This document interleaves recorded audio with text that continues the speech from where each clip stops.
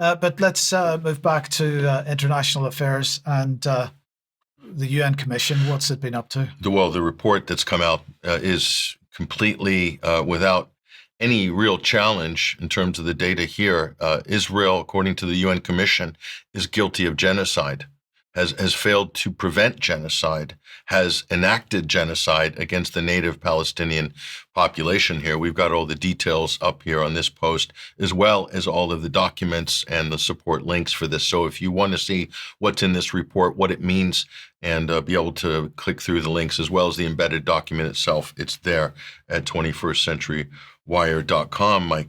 But it's important that we take a look at the current situation right now, which is happening in Gaza here. More than 250,000 have been displaced from Gaza in the past month. I think that's a low estimate here, but this is according to UN official figures here. Tens of thousands more fleeing makeshift homes.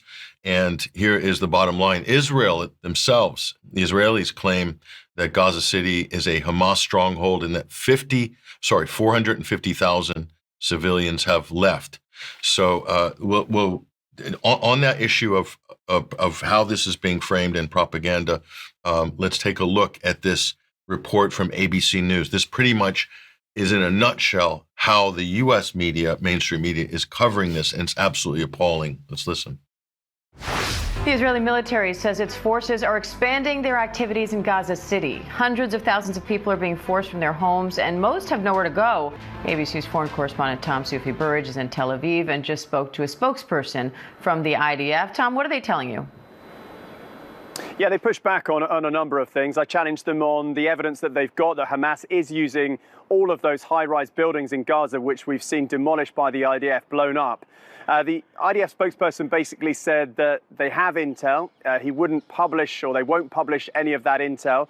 But he suggested that Hamas is using some of those buildings as lookout points, basically, onto areas of Gaza City where the IDF is operating. I also challenged them about this video of this young girl being pulled from the rubble, which, does speak volumes, I think, about, the human toll in the war. He wasn't aware of that video, but he reiterated points that the IDF has said before, that the IDF says it is doing everything in its power to try and mitigate the risk to civilians, the human toll from the fighting. That said, of course, the latest figures from the Hamas-run Gaza Health Ministry are 65,000 people killed in this war, which is lasting nearly 2 years. I also challenged the IDF spokesperson, crucially, on this claim by the IDF that this operation in Gaza City could last months. And I also said to them, well, look, the Trump administration has called for it to be a potentially concise operation. Those two things don't really seem to match up. What was that term that he used there? Hamas-led.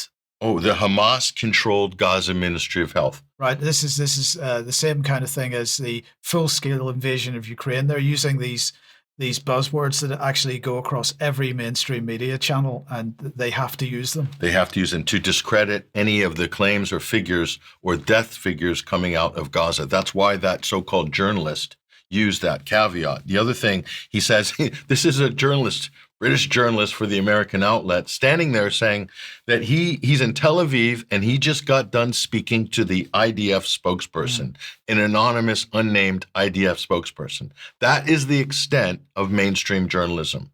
They won't go in, they're not allowed to go into Gaza. They can only sit there and wait for breadcrumbs of information from the IDF spokesperson.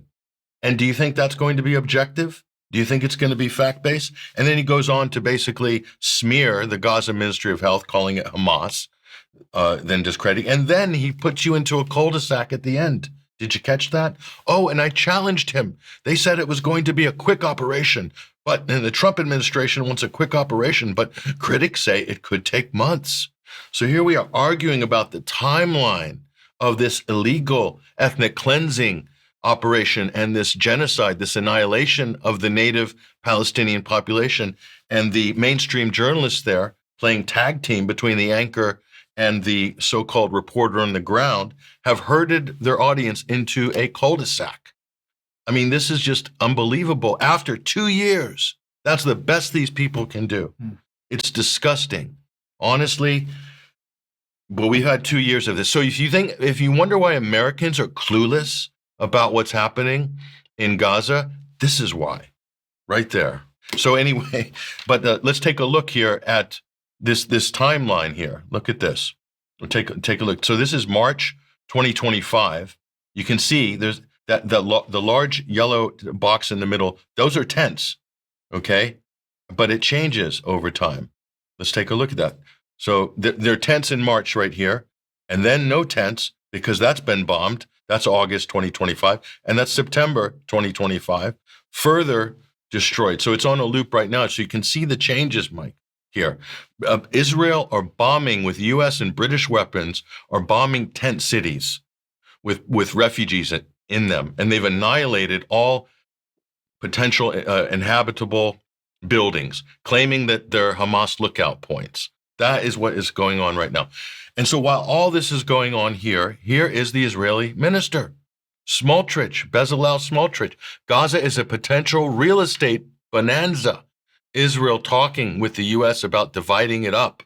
They're talking about this openly. And he said something about how much it was costing them to run this operation, implying that they needed to make a profit out of it somehow. Yeah, whinging about the overhead costs. I mean, these people are incredible. Sick. So while that's going on, so they just annihilate Gaza, kill and drive everybody out, say it's a big real estate deal for Jared Kushner and everybody else, all the other sort of parasites that will jump in on this deal. But here are the figures. Okay, this is Middle East Monitor. This is a academic study done by Dr. Gideon Polia and Professor Richard Hill, and they have calculated the death toll since October 7th, okay? Not just dead from direct munitions, but also excess deaths as a result of health, starvation, dysentery, injuries, and so forth. 680,000 dead. 680,000 dead. How high does this number have to go before it raises some kind of an alarm or an ethical alarm for the British Prime Minister, Keir Starmer, who only can comment about how terrible Hamas was on October 7th, but nothing about the 680,000 dead? That's not a Hamas study. That's a Western academic study. So when the numbers really come out in the end, and this is what they're trying to suppress, this is what the Israelis, the Americans, the British, the Europeans are trying to suppress the true death numbers in Gaza, people missing or dead and total casualties. It's happening, folks. They're in the final stages right now. So while we're all following Charlie Kirk and whatever the other drama is or the state visit in the UK, Israel is right now pushing for what they call the final solution to the Palestinian problem. Wake up, people. Absolutely.